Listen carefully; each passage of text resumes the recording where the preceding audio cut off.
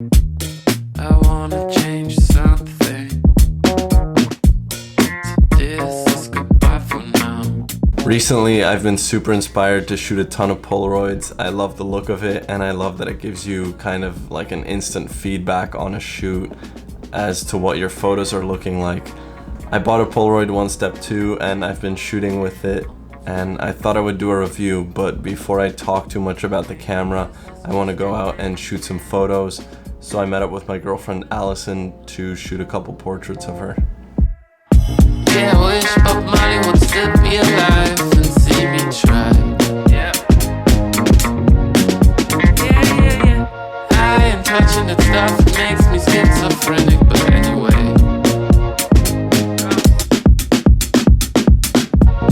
The idea's kind of the same, I want you guys to get along.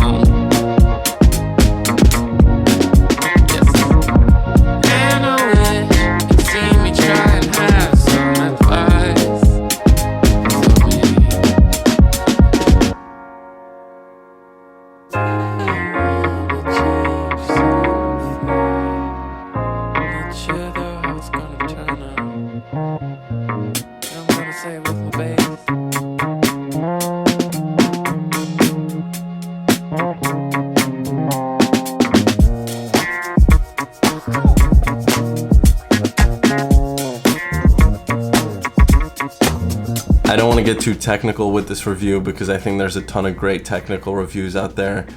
I ended up shooting one last image with Allison in the elevator as we were going down because the elevator was all orange, but I forgot to film it, so here's the photo.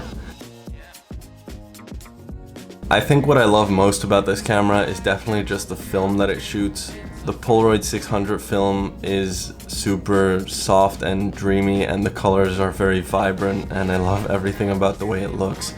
Even the form factor is amazing. I love the large square of it, and I think it's much better than any of the options that Instax offers. The camera itself is super easy to use. It exposes the images really well all the time.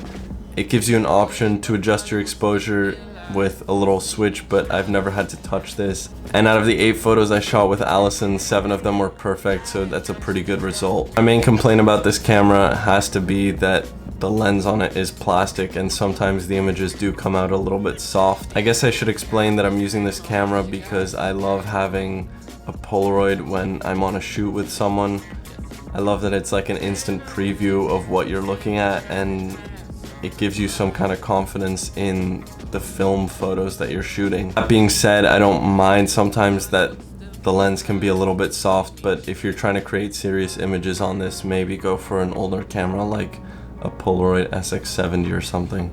Another complaint about this camera is that the viewfinder is offset from the lens and you're not looking directly through the lens, so that means that sometimes the compositions that you get on the film itself look different from what you saw in the viewfinder, and this is something that changes depending on how close you get to your subject. I like to get a lot of close-up portraits, so it does affect me a lot, and this is definitely my main complaint about the camera. Aside from that, I think the images look amazing. They just have such a good soft quality that you don't get with any other medium. One thing that I have managed to do, and this is what I hope to do more of in the future with this type of Polaroid film, is shoot it through my Mamiya RZ67. I'll have a video coming out on how I did this. It's kind of a tedious method, but I think it looks really cool.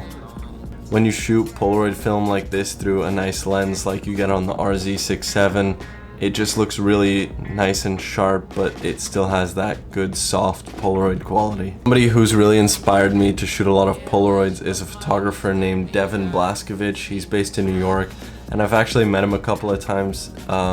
He seems like a really cool dude, and he has a ton of good Polaroid work. I'll leave a link to his website in the description. He just has really cool editorial layouts, and he always involves Polaroids in them in some way, and it's really interesting to look at. Super inspiring stuff. That's it for this video. If you like this video, make sure you subscribe because I'm doing one of these every single week. Also, if you want to see more of my work, I'll leave my Instagram link in the description. It's at Willem Verb, and I post a ton of stuff just like you saw in this video. That's it for now. Peace.